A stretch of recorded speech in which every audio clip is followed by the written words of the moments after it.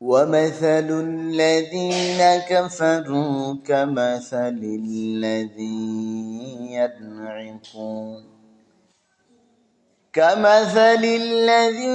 ينعق بما لا يسمع إلا دعاء ونداء ثم بكم عمي فهم لا يعقلون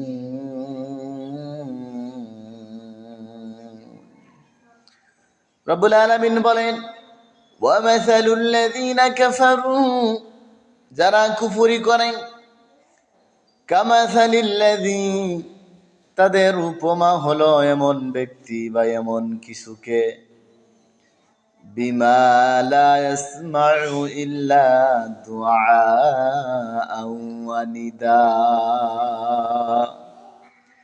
এমন কিছুকে বা কোনো পশুকে যখন ডাকে সে শুধু চিৎকার ধ্বনি ছাড়া আর কিছুই শ্রবণ করে না বা বুঝতে পারে না।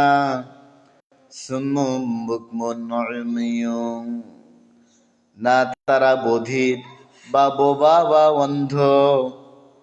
ফাহুম লা ইয়াকিলুন, সুতরাং তারা কোনো কিছুই বুঝতে পারে না। রব্বুল আলামিন এখানে কুফরি বা অস্বীকারী বা কাফেরদের গুণাগুণ তুলে ধরেছেন, বর্ণনা করেছেন যে কাফেররা হলো এমন কোনো ব্যক্তি বা কোনো কিছুকে বা কোনো পশুকে যখন ডাকে সে শুধু চিৎকার ধ্বনি ছাড়া আর কিছুই শ্রবণ করে না। রব্বুল আলামিন আরো বলেন সুম্মুম বুকমুন উমিয়ুন, তারা বধির, বোবা ও অন্ধ, সুতরাং তারা কিছুই বুঝতে পারে না।